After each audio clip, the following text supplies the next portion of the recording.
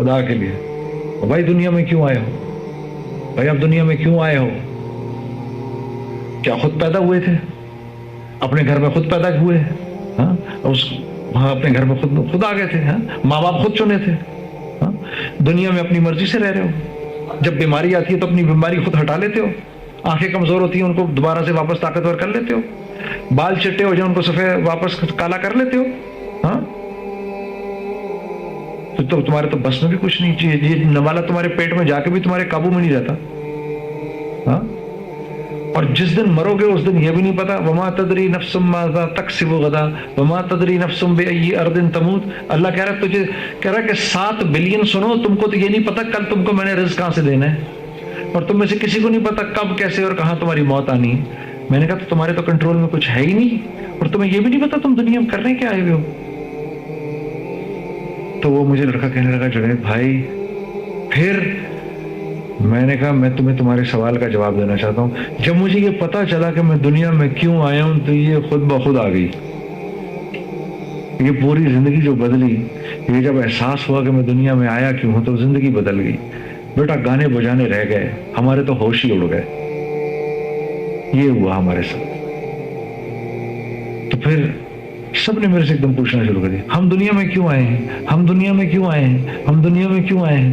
وما خلقت الجن والانس الا لیعبدون، میرے جن و انس کو پیدا کرنے کا اور کوئی مقصد ہی نہیں ہے، صرف یہ مقصد ہے کہ یہ میرے بن کے رہیں، جو میں کہوں اس پہ کہیں ہاں۔ آپ لوگوں میں کوئی ایسا ہے جس کو کہ جو گورنمنٹ بینک نوکری دیتا تو گھر بھی دیتا ہے کوئی ایسا اس میں؟ لون دیتا ہے نا، چلو کوئی ایک ایسے بہت ٹاپ کی پوزیشن پہ ہے اس کو گھر بھی دے دیا، ٹھیک ہے۔ آدم علیہ السلام کو جب اللہ نے دنیا میں پیدا کیا نا تو 6 دن پہلے یہ پوری دنیا بنائی، سورج چاند ستارے زمین پہاڑ پھل فروٹ سبزیاں جانور پرندے چرند پرند یہ کیڑیاں اور یہ سب سمندر کی مچھلیاں سب بنا کے آخری دن جمعے کے دن عصر کی نماز کے بعد آدم علیہ السلام کو پیدا کیا، اور ان کو جیسے کسی کے گھر کی چابی نہیں دیتے، یہ لے بھائی یہ گھر کی چابی، آپ کا کام بینک آ کر کام کرنا ہے، اس میں گھر میں نہیں پڑنا۔ تو اللہ نے پوری کائنات بنائی ہمارے لیے اور ہمیں بنایا اپنے لیے۔ کائنات کی ہر چیز کی قیمت میں لگاتا ہوں۔ کون لگاتا ہے؟ میں لگاتا ہوں۔ اس مائک کی کیا قیمت ہونی چاہیے؟ میں لگاؤں گا۔ جس دن یہ مائک انسان استعمال کرنا بند کر دیں گے یہ مائک لوہے کے بھاؤ بکے گا، بیکار ہو گیا یہ۔ جب تک یہ لائٹ مجھے روشنی دے رہی ہے میری ضرورت ہے میں اس کو صاف کروں گا، جس دن اسی لائٹ دینا بند کرے گی اٹھا کے پھینک دوں گا میں اس کو۔ جب تک یہ گاڑی نیچے میری چل رہی ہے میں چلا رہا ہوں، جس دن چلنا بند ہو جائے گی کباڑ خانے میں چلی جائے گی۔ میں کائنات کے لیے نہیں بنا، میں پیسوں کے لیے نہیں بنا، پیسے میرے لیے بنے ہیں۔ تو اس کائنات کی ہر چیز کی قیمت کون لگاتا ہے؟ انسان، میں لگاتا ہوں۔ اور میری قیمت کون لگائے گا؟ اللہ۔ کیوں؟ کیونکہ مجھے اللہ نے اپنے لیے بنایا ہے، ٹھیک ہے۔ تو میں نے کہا اس لیے پیدا کیے گئے ہیں ہم، اس لیے بھیجے گئے ہیں، اور وہ زندگی گزارنی کیسے ہے وہ محمد مصطفیٰ نے ہم کو بتائی ہے کہ وہ زندگی کیسے گزارنی ہے۔ اس لیے میرے دوستو آج کے دور میں اللہ نے اپنے فضل سے یہ دعوت و تبلیغ کا کام شروع کر دیا ہے۔ لوگ اس میں نکلتے ہیں، اللہ کی تعریف کرتے ہیں، رسول اللہ صلی اللہ علیہ وسلم کی زندگی کو سیکھتے ہیں۔ جب وہ زندگی کو سیکھتے ہیں، جب جیسی وہ زندگی میں آنا شروع کرتی ہے، نور زندگی میں آنا شروع کر دیتا ہے۔ آپ صلی اللہ علیہ وسلم بیت الخلا کیسے گئے؟ کون سا قدم بیت الخلا کے اندر پہلے رکھا، اور اندر جانے سے پہلے دعا کیا پڑھی، اور وہاں سے جب باہر نکلے تو کون سا قدم پہلے باہر نکالا، اور باہر آ کے دعا کیا پڑھی۔ جس نے یہ سیکھ لیا اس نے بیت الخلا میں جتنا وقت گزارا عبادت میں گزارا۔ جس کے جسم سے جتنے رسول اللہ کے طریقے نکلیں گے اس کے جسم سے اتنا ہی نور نکلے گا۔ جس کے جسم سے جتنے رسول اللہ کے غیر کے طریقے نکلیں گے اس کے جسم سے اتنی ہی تاریکی اور ظلمت نکلے گی۔ اور نور اپنا اثر کہاں ڈالتا ہے؟ دل پر. نور اپنا اثر کہاں ڈالتا ہے؟ دل پر. ظلمت اپنا اثر کہاں ڈالتی ہے؟ دل پر. دل پر. تو دل کالا ہو جاتا ہے. جب دل کالا ہو جاتا ہے تو قرآن میں اب دل نہیں لگتا, قرآن سنا ہی نہیں جاتا. گناہ کرنا ایسے ہے جیسے مکھی کو اڑانا. کیوں؟ کیا وجہ ہے؟ دل تو اس کے پاس بھی ہے, کالا ہوا ہے. اللہ کے راستے میں نکل کر اس دل کی صفائی کر کے اس کو ہم نورانی کر دیتے ہیں. جب یہ نورانی ہو جاتا ہے تو پھر دل بے چین ہو جاتا ہے اللہ کی تعریف سننے کے لیے. پھر رات کو نیند نہیں آتی جب تک آدمی تہجد کی نیت نہ کر لے. پھر اپنی فجر کی نماز کو پلان کر کے سوتا ہے, میں نے ہر حال میں فجر کی نماز پر اٹھنا ہے بھائی. یہ کس بات کی نشانی ہے؟ اس کے دل میں نور ہے, نور. اس کے جسم سے رسول اللہ کے طریقے نکل رہے ہیں جن کی وجہ سے اندر نور جمع ہو رہا ہے, اور وہ نور تھوڑی دیر کے بعد چہرے پہ آ جاتا ہے. جیسے ہم کہتے ہیں وہ کتنا چہرہ ان کا نورانی ہے. کیا ہے وہ؟ نور ہے اس کے چہرے کا. اس کے جسم سے رسول اللہ کے طریقے نکل رہے ہیں. پہلے تو وہ جا کے سینے میں بھرے, جب سینے سے چھلکے باہر تو چہرے پہ آ کے اور اس کے چہرے سے ظاہر ہوا ہے. اس کے چہرے پہ نور کیسا ہے. جو فجر کی نماز جان بوجھ کر قضا کرتا ہے اس کے چہرے سے اللہ صلحہ کا نور ہٹا دیتا ہے. چوک کی طرح ہو جاتا ہے اس کا چہرہ, جیسے کفار کا ہوتا ہے. جو ظہر کی نماز جان بوجھ کر قضا کرتا ہے اس کی زندگی سے رزق کی برکت نکال دی جاتی ہے, اس کے رزق میں سے برکت نکال دی جاتی ہے. کما کے پاگل ہو جائے گا, پورا نہیں پڑے گا. جو عصر کی نماز جان بوجھ کر چھوڑتا ہے اللہ اس کے جسم کی طاقت کو سلب کر لیتے ہیں, مسلسل پوری زندگی بیمار رہتا ہے. جو مغرب کی نماز جان بوجھ کر قضا کرتا ہے اس کو اس کی اولاد سے کبھی کوئی نفع نہیں ہوگا. اور جو عشاء کی نماز جان بوجھ کر قضا کرتا ہے اس کو دن رات کو سکون چین اطمینان کی نیند نہیں آئے گی. یہی 5 چیزیں جس کے لیے ہم زندہ ہیں: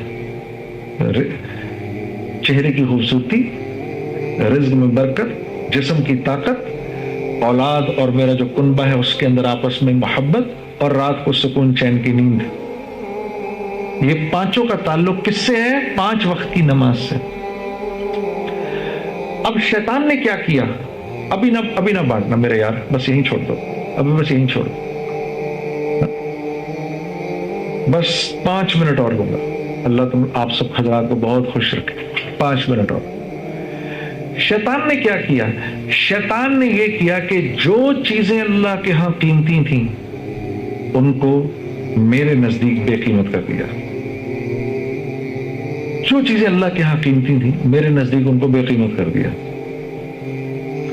اور جو چیزیں اللہ کے ہاں بے قیمت تھیں ان کو میرے نزدیک قیمتی کر دیا. تو میں اللہ کے نزدیک بے قیمت ہو گیا. آج ہم 1.5 ارب ہیں, اللہ کے نزدیک بے قیمت ہے. Very quickly I will tell you. دو واقعات بس آپ کو سناتا ہوں.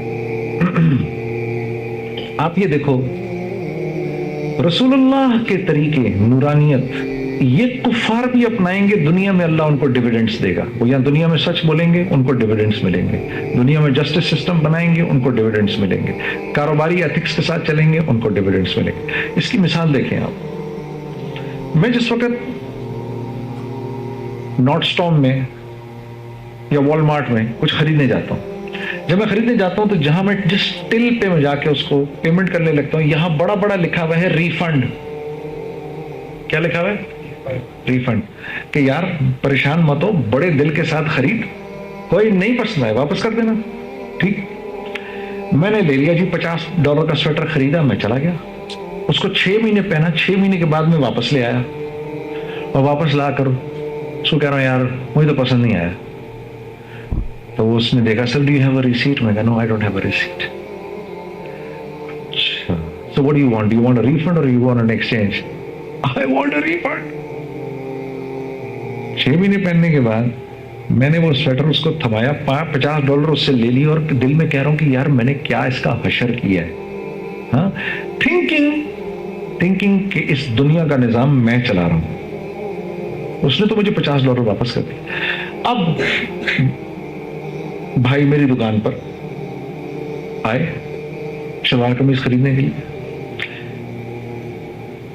پہلی بات تو یہ کہ میں ان کو دیکھتے ہی پہچان گیا, میری دبئی اسلامک بینک میں ملاقات ہوئی ان سے, ٹھیک ہے, اور میں یار پیسے والے آدمی ہیں تو کم از کم 15-20 ہزار کی تو شاپنگ ہوگی, کوئی نہیں 25 ہزار بھی لگ سکتے ہیں اگر میں نے تھوڑا سا کھینچا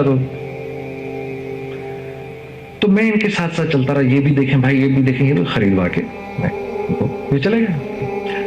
اگلے دن جب میں ان کو دیکھتا ہوں کہ یہ انہی بیگز کے ساتھ میری دکان میں انٹر کر رہے ہیں جو بیگز یہ لے کر گئے تھے, اس کا کیا مطلب ہے؟ واپس کرنے آئے. دیکھو آپ تو ٹل پہ کھڑے بھی نہیں ہوتے, آپ کو پتا ہے واپس کرنے آئے, تو مجھے نہیں پتا ہوگی یہ بات, یار یہ کچھ واپس کرنے آئے ہیں, بیٹھا ہے آفس سامنے, سب پتا ہے. اب جب یہ میرے پاس آئے تو پہلے تو میں یار یہ کیا مصیبت آ گئی. ہاں جی جنید بھائی مجھے پہچانے نہیں؟ یار بھائی یہاں 313 لوگ روز آتے ہیں, کون ہو بھائی تم؟ کون ہو؟ ارے میں آپ کے ساتھ دبئی اسلام ہے. کہ بھائی کون دبئی اسلام ہے, کون دبئی؟ میں نہیں گیا دبئی. نہیں سر میں بینک کی بات کر رہا ہوں. اچھا بھائی کس لیے آئے ہو یار؟ سر وہ میں ایکسچینج کرانا. کیوں؟ اب یہ کیا بات ہے کیوں بھائی کروانا ہے؟ اس نے یار وہ رنگ پسند نہیں آیا, کو بیوی کو کچھ پسند. میری پوری کوشش ہو